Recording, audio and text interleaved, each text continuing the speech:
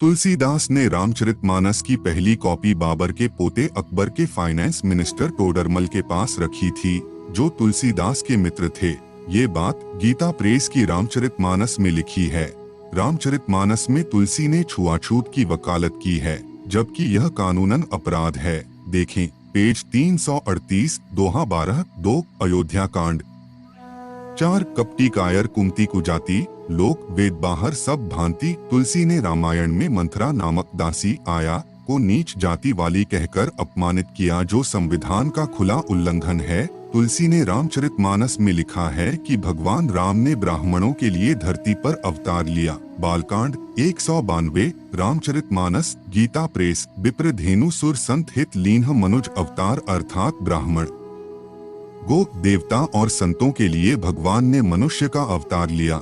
रामचरितमानस में सबसे ज्यादा बार लिखे गए वाक्य इस प्रकार के हैं। ब्राह्मणों को ढेर सारा दान दिया, उनके चरण छुए, उनका आशीर्वाद लिया, उनकी आज्ञा से कोई काम किया, ब्राह्मण द्रोह पाप है आदि। संविधान के अनुच्छेद 45 में 6 वर्ष से 14 वर्ष तक के बालक बालिकाओं की शिक्षा अनिवार्य और मुफ्त करने की बात लिखी गई है, लेकिन तुलसी की रामायण इसका विरोध करने की वकालत करती है। अधम जाति में विद्या पाए, भयहु यथा अहि दूध पिलाए, अर्थात जिस प्रकार से सांप को दूध पिलाने से वह और विषैला जहरीला हो जाता है, वैसे ही शूद्रों नीच जाति वालों को शिक्षा देने से वे और खतरनाक हो जाते हैं। संविधान जाति और लिंग के आधार पर भेद करने की मनाही करता है तथा दंड का प्रावधान देता है, लेकिन तुलसी की रामायण रामचरितमानस जाति के आधार पर ऊंच नीच मानने की वकालत करती है। देखें पेज 986, दोहा 99, 3 उत्तरकांड। जे वर्णाधम तेली कुम्हारा, स्वपच किरात कौल कलवारा, अर्थात तेली, कुम्हार, सफाई कर्मचारी, आदिवासी, कौल, कलवार आदि अत्यंत नीच वर्ण के लोग हैं। यह संविधान की धारा 14-15 का उल्लंघन है। संविधान सबकी बराबरी की बात करता है तथा तुलसी की रामायण जाति के आधार पर ऊंच नीच की बात करती है, जो संविधान का खुला उल्लंघन है। देखें पेज 1029, दोहा 129, छंद 1 उत्तरकांड। अभीर अहीर यवन किरात खल स्वपचादि अति अधरूप जे, अर्थात अहीर यादव यवन बाहर से आए हुए लोग जैसे ईसाई और मुसलमान आदि, आदिवासी, दुष्ट, सफाई कर्मचारी आदि अत्यंत पापी हैं, नीच हैं। तुलसीदास कृत रामायण रामचरितमानस में तुलसी ने छुआछूत की वकालत की है, जबकि यह कानूनन अपराध है। देखें पेज 338, दोहा 12, 2 अयोध्या कांड। कपटी कायर कुमति कुजाति, लोक वेद बाहर सब भांति। तुलसी ने रामायण में मंथरा नामक दासी आया को नीच जाति वाली कहकर अपमानित किया, जो संविधान का खुला उल्लंघन है। देखें पेज 338, दोहा 12, 2 अयोध्या कांड। लोक वेद सभी विधि नीचा, जासु छांट छुई लेहि सींचा। केवट निषाद मल्लाह समाज और वेद शास्त्र दोनों से नीच है, अगर उसकी छाया भी छू जाए तो नहाना चाहिए। तुलसी ने केवट को कुजात कहा है, जो संविधान का खुला उल्लंघन है। देखें पेज 498, दोहा 195, 1 अयोध्या कांड।